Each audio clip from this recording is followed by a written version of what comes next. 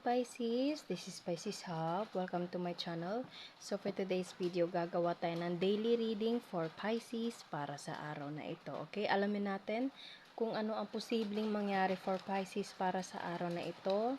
Mga gabay mensahe para kay Pisces para sa araw na ito. Okay, kung meron po kayo naririnig na background noises Pisces, pasensya na po. Okay, so gamit ang ating The Keeper, the Fortune Telling card and ang ating The Tarot card. Again, gamitin natin ito para malaman natin kung ano mga posibleng mangyari for Pisces para sa araw na ito. Okay, so reminder lang po na ito ay general reading Pisces. So, pwede pong mag-resonate, pwede pong hindi. Okay? Take lang kung saan mag-resonate. Pag hindi po mag-resonate, hindi po tugma, huwag pong ipilit po. Okay? And ang ating daily reading, again, ay always pong timeless. Always pong timeless ito. So, kahit anong araw, buwan o taon mo ito napanood, basta mag-resonate po sa sitwasyon, take lang. Okay? And also, wala po tayong gender specific. So, feminine or masculine ay pwede po sa babae, sa lalaki, or sa LGBT man na mga Pisces o yung mga taong dinidin ni Pisces na konektado sa ating reading ngayon. Okay? So, ano po ang posibleng mangyari for Pisces para sa araw na ito? Mga gabay, mensahe nyo po para kay Pisces para sa araw na ito, okay? So, kunin natin to. Message. There's a message. It's either ikaw yung magbibigay or ikaw yung makakatanggap, Pisces, okay? So, ano pa po ang mensahe po para kay Pisces sa araw na ito? Or pwedeng natanggap mo na to, Pisces? Ayun. So, there's the lover. So, pwedeng ito ay karelasyon mo. Okay, pwedeng ito ay someone na malapit sa puso mo, Pisces. Okay, so ano pa po? Anong konektado sa message na ito and the lovers? Ano po ang meron sa the message and the lovers for Pisces? Pwedeng ikaw ay in a relationship right now, Pisces, or kung single ka man, pwedeng merong tao na magbibigay ng, alam mo yun, heartfelt message for you, okay? And there's a change.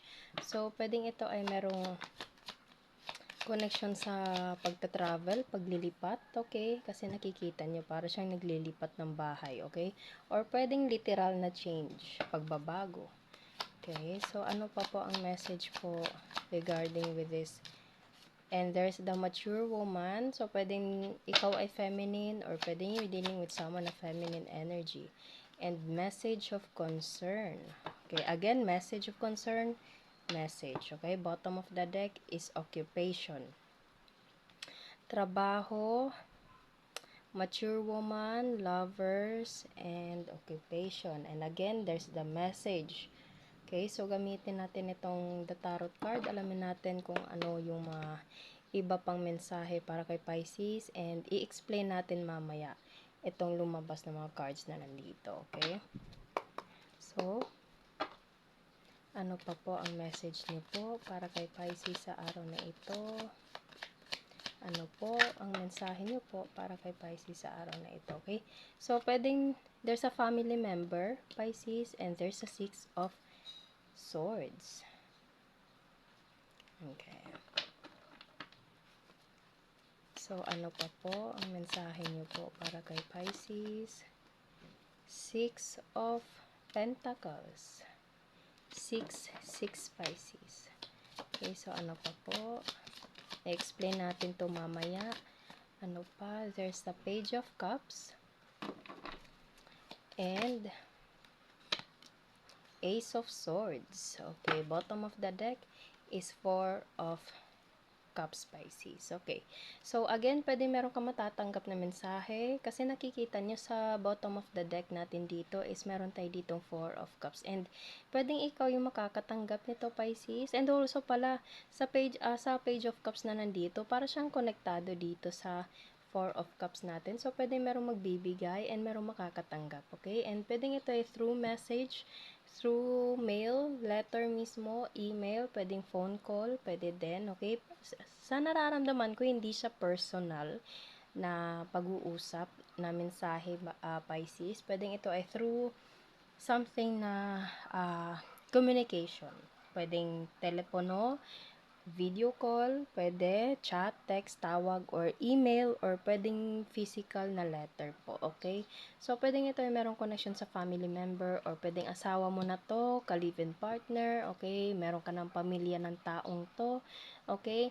Or, pwedeng family member, pwedeng nanay mo to, Pisces, kasi meron tayo ditong mature woman, okay? Or pwedeng ikaw to mismo si mature woman. You are being matured. Kumbaga, on how you decide, on how you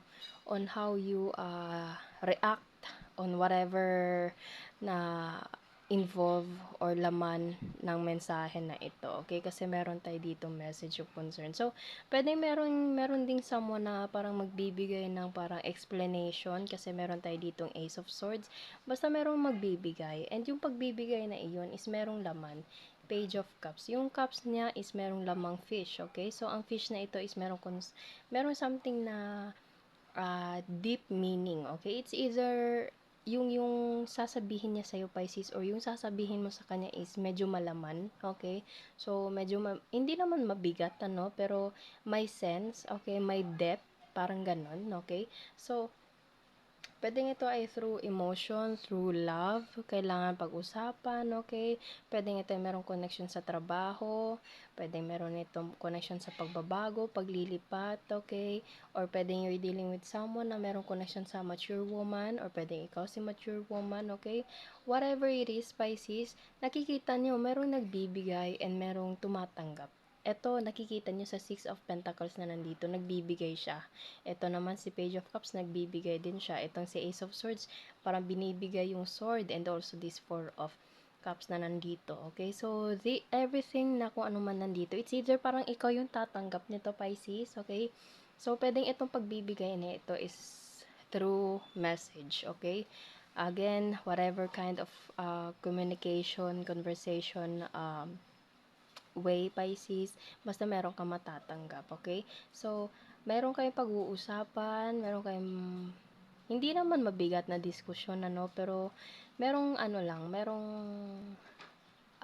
seryoso na pag-uusap. Pwede ito yung merong connection sa love kasi meron tayo ditong the lovers, okay? Meron pa tayo ditong parang Four of Cups and Page of Cups, mostly emotion, okay? And also there's something na logical, meron ding something na pag-uusap to the point na, alam mo yun, you are more mature on how you deal with this kind of situation, okay? So, hindi siya toxic na pag-uusap, kundi parang ano lang, parang sakto lang na andun yung parang maturity sa kung ano man yung pag-uusapan nyo, Pisces. Okay, so again, pwedeng ito merong connection sa family, pwedeng meron itong connection sa love mismo, okay, whatever it is, merong matatanggap, meron kayong pag-uusapan, from medyo maalon-alon papunta dito sa maaliwalas. Okay? So, maganda ang reading natin ngayon.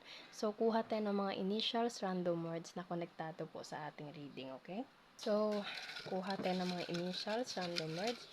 Pwede po siyang konektado din sa trabaho pala, Pisces. Yung family nyo or kayong mag-asawa is meron kayong kailangan pag-usapan, kailangan, alam mo yun, parang kailangan nyo umupo and pag-usapan ng masinsinan, yung parang ganun. Okay, parang heart-to-heart talk siya, Pisces. Okay, or pwedeng family member mo lang din to, lalo na merong connection sa financial. Okay, so,